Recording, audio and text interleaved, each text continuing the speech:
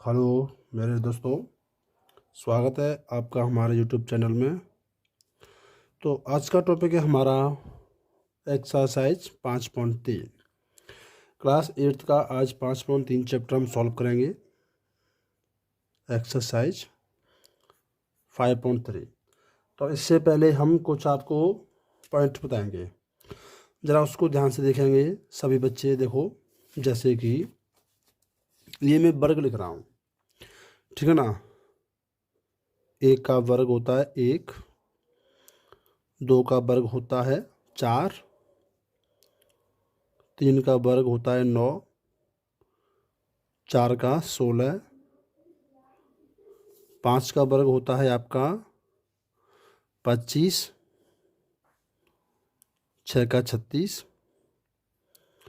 7 का 49, 8 का 64 और 9 का 81। तो देखो, मैं ये वर्ग क्यों लिख रहा हूँ, इसके पीछे कुछ एक मेन पॉइंट है। देखो, जैसे आप देख रहे हो ना, एक का वर्ग एक होता है, इसके पीछे एक आ रहा है। और यहाँ पर देखोगे 9 का वर्ग एक कैसे होता है, इसके पीछे भी एक आ रहा है, ठीक है ना। तो आपका जो पहला वाला सवाल है, इस सवाल को सॉल्व करने के लिए आपको इस टेबल का थोड़ा यूज़ करना पड़ेगा, ठीक है बच्चों। तो जैसे पहले हमारा सवाल है, पहला वाला वो क्या है, जो सवाल है कि निम्नलिखित संख्याओं के वर्गमूल ज्ञात करने में इकाई का अंक की संभावना क्या है। तो देखो बच्चों, पहला सवाल है जिसमें संख्या है 9801। अब इसमें आपको ये बताना है कि इकाई अंक में एक आया है, ये किसके वर्ग में आता है। तो मैंने यहाँ पे आपको बताया ना कि एक है वो 9 के वर्ग में भी आता है, एक है वो 1 के वर्ग में भी आता है, ठीक है। तो आप यहाँ पर क्या लिखोगे, इकाई का अंक, इकाई का अंक एक है ना, एक की संभावना जो है 1 और 9 इन दोनों अंकों में होती है, क्योंकि एक का वर्ग भी एक होता है और 9 का वर्ग होता है 81, इन दोनों में एक आता है पीछे, ठीक है। जैसे अब दूसरा वाला पॉइंट है 99,8,556। अब इसमें बच्चों पीछे 6 आया है, तो 6 किसके वर्ग में आता है। देखो, 6 4 के वर्ग में भी आता है और 6 6 के वर्ग में भी आता है, ठीक है। तो आप क्या लिखोगे, इकाई का अंक 6, ये जो है वो 6 और 4 इनके वर्ग में आता है। तो आपको ऐसे ही करना है सवाल, ठीक है बच्चों। ऐसे ही अब अगला वाला पॉइंट है आपका, वो क्या है, ये है देखो, तीसरा वाला पॉइंट 99,8,001, ठीक है। अब देखो, इसमें भी पीछे एक आया है, तो आप क्या लिखोगे कि इकाई का अंक जो एक है ना, वह है 1 और 9 के वर्ग में आता है, ठीक है बच्चों। अब लास्ट वाला पॉइंट क्या है, जिसमें आया है 5। तो देखो, जो फोर्थ वाला पॉइंट है, संख्या क्या है आपकी 65, 76, 66, 00, 25, ये है, ठीक है। अब इसमें देखो लास्ट में 5 आया है ना, तो जो 5 है, इकाई का अंक जो 5 है ना, यह है सिर्फ 5 के वर्ग में आता है, क्योंकि यहाँ पर आप देख रहे हो ना 5 है, सिर्फ 5 के वर्ग में आया है और किसी में भी नहीं आया है, ठीक है बच्चों। तो इस प्रकार से आपको ये पहला पॉइंट जो है सॉल्व करना है, और इसमें कोई खास बात नहीं है, ठीक है बच्चों। अब आते हैं हम अपने दूसरे वाले पॉइंट पे। देखो,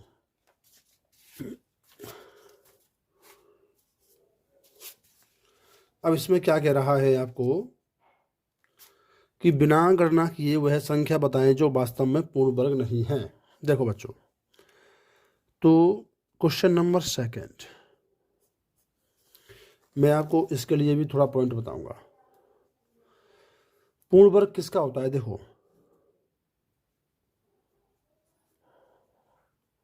पूर्ण वर्ग संख्या जिनमें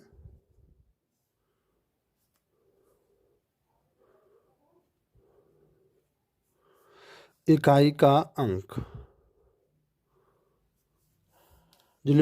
होगा 1, 4, 5, 6, 9। देखो, जिनमें इकाई का अंक ये वाले अंक होंगे वे हमारे होंगे पूर्ण वर्ग। और यदि इकाई का अंक इनके अलावा जो बचता है वो है हमारा जैसे 2, 3, 7, 8, जिनमें इकाई का अंक ये होंगे ना 2, 3, 7, 8, वे पूर्ण वर्ग नहीं है। ठीक है, तो आपको इस दूसरे वाले सवाल में जो आपका ये सेकंड वाला सवाल है, इसमें सिर्फ आपको यही ध्यान रखना है कि जिनके इकाई के अंक में यानी लास्ट वाला अंक ये वाले अंक होंगे वे पूर्ण वर्ग होंगे, और जिनमें ये वाले अंक नहीं होंगे ये वाले अंक होंगे वे पूर्ण वर्ग नहीं है। ठीक है, तो जैसे हमारा पहला सवाल है, देखो पहला पॉइंट, जैसे संख्या है 153। कितनी है बच्चों? 153। अब देखो पीछे क्या है, पीछे है 3, यानी इकाई अंक पर 3 है, तो 3 वो अंक होता है जो पूर्ण वर्ग नहीं है, तो आप क्या लिखोगे? यह है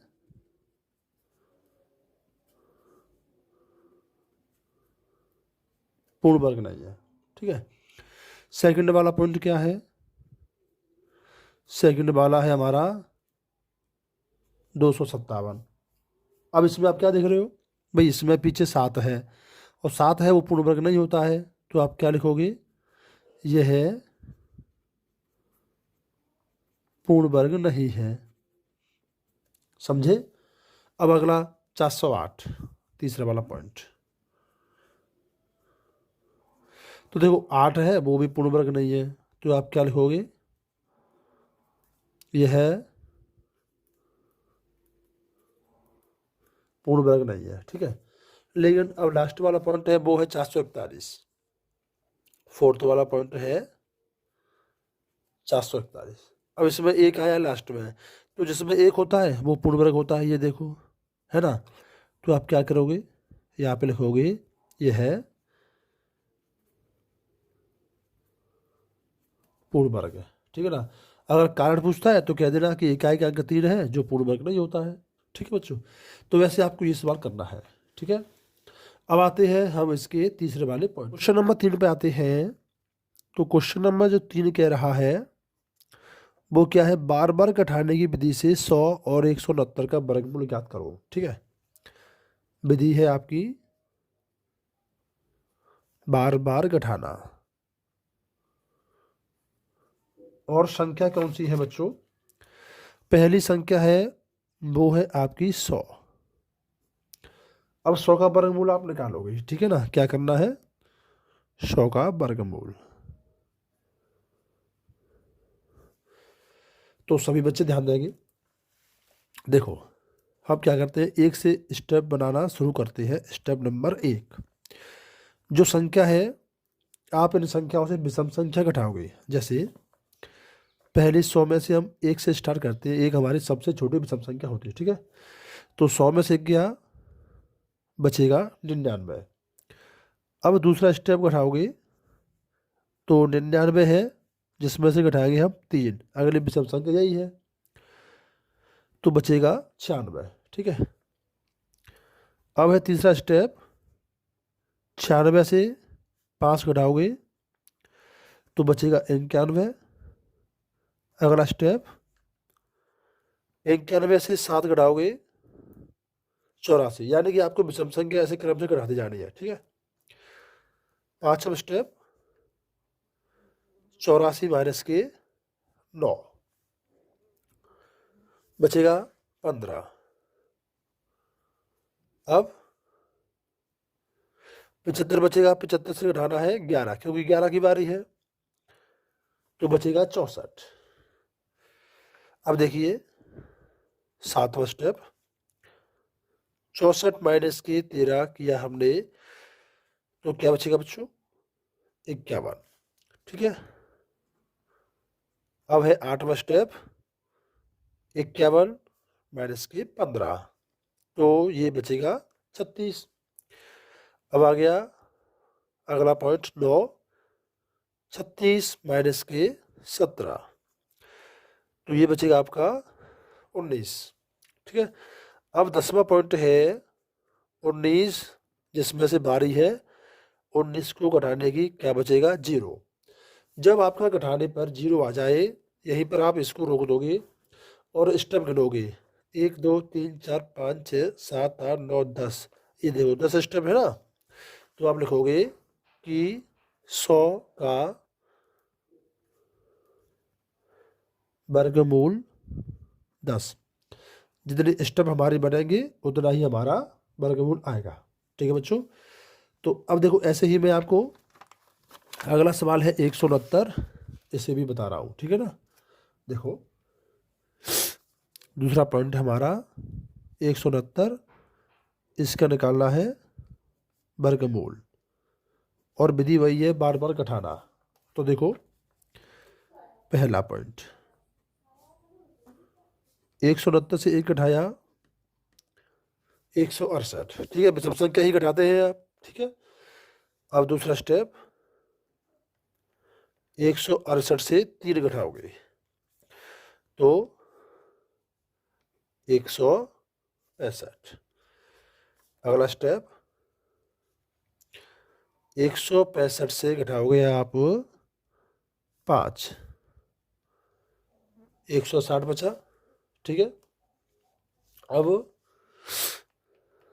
फोर्थ वाला पॉइंट 160 माइनस के 7, तो 153।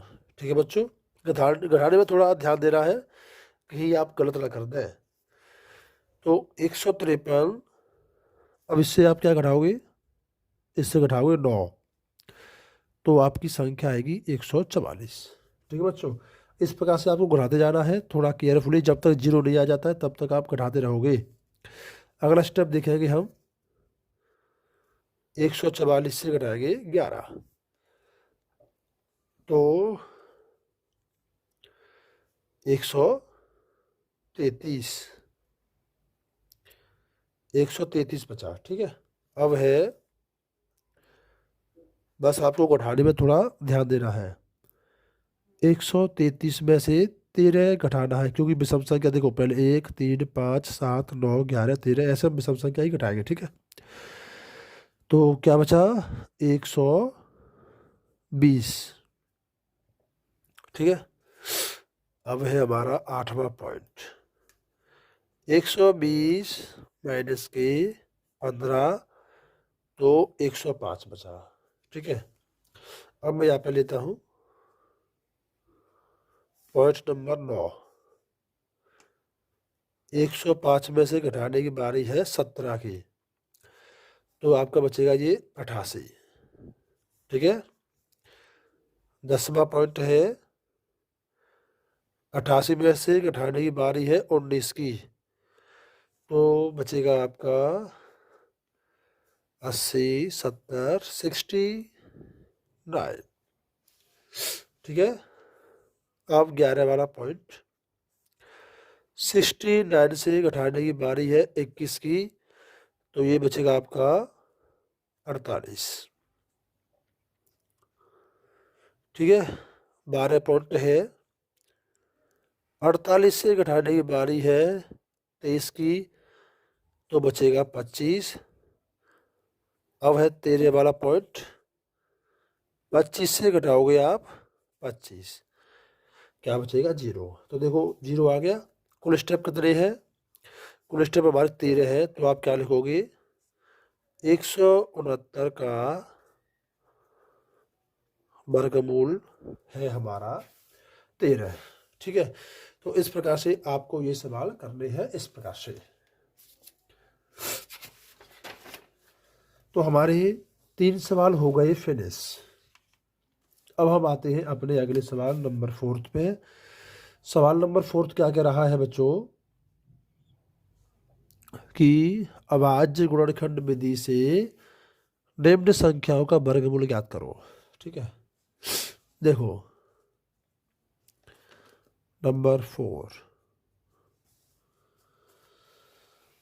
विधि है आपकी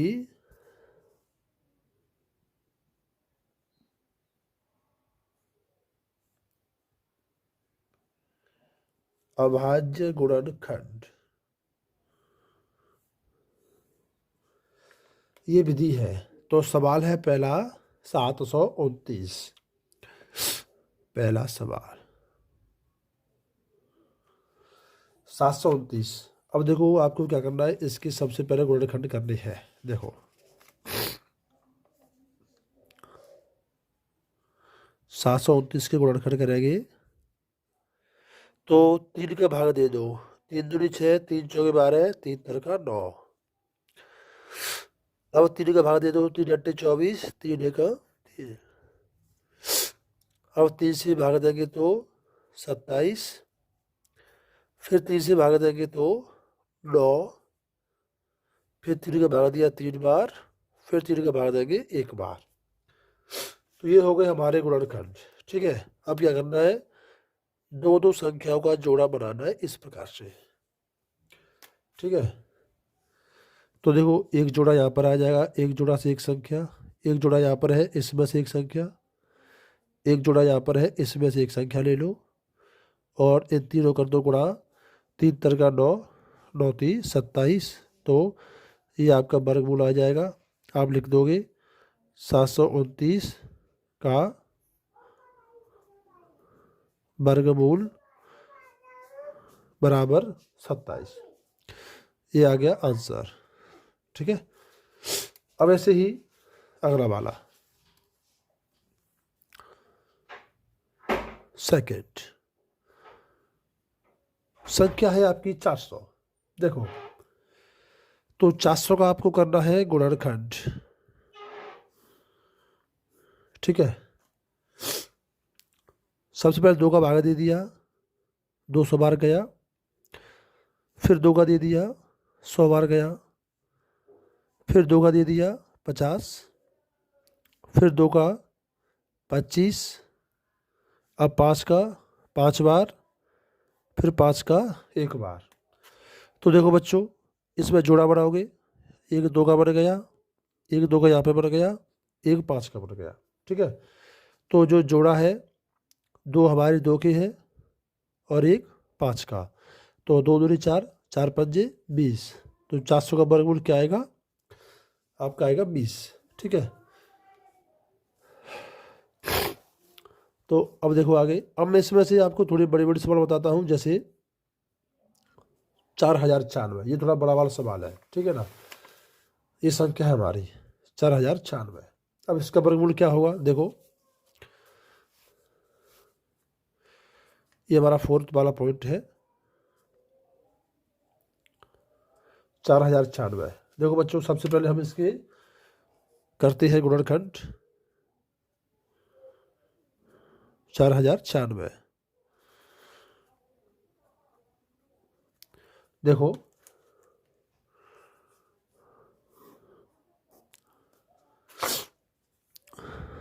2 का भाग दे दो, 2 दूनी 4 0, 2 चौके 8, 2 अट्ठे 16। ठीक है, अब फिर 2 का भाग देंगे, 2 1 2 0, 1024 बार गया, फिर 2 का भाग देंगे, 2 5 10, 512 बार गया, 2 का भाग दे दो, 2 दूनी 4, 2 5 10, 2 छक्के 12। अब 2 का भाग देंगे 128, फिर 2 का भाग देंगे 64, अब 2 का भाग दे दो 32, 16। यहाँ पर करते हैं, अब देखो 16 में यहाँ से देखते हैं 8, फिर 2 का भाग दे देंगे 4, 2 बार। ठीक है, ये देखो ये हमने कर दिए इसके गुणनखंड। अब बनाते हैं जोड़ा। 1 2 3 4 5 6, ये 6 हमारे जोड़े पड़ गए और सभी जोड़े 2 2 के हैं। तो इन सभी से ऐसे आप संख्या ले लेंगे 2 2 करके, 1 2 3 4 5 6, ठीक है ना। 6 जोड़े हैं तो 6 संख्या आ जाएगी। 2 दूनी 4, 4 दूनी 8, 8 दूनी 16, दूनी 32, दूनी 64। तो ये आएगा आपका वर्गमूल, यानी कि 4096 का, ठीक है। 4096 का वर्गमूल बराबर 64। तो दोस्तों अब आपको ये जो सवाल है अभाज्य गुणनखंड विधि द्वारा, इन सभी सवालों को आप करके देखोगे और मुझे कमेंट में बताओगे जिसमें आपको समस्या आ रही है उसको, ठीक है। तो चलते हैं हम अपने अगले वाले सवाल पर, ठीक है। ऐसा करते हैं आज के लिए हम इतना ही रखते हैं, बाकी सवाल आपको कल बताएंगे।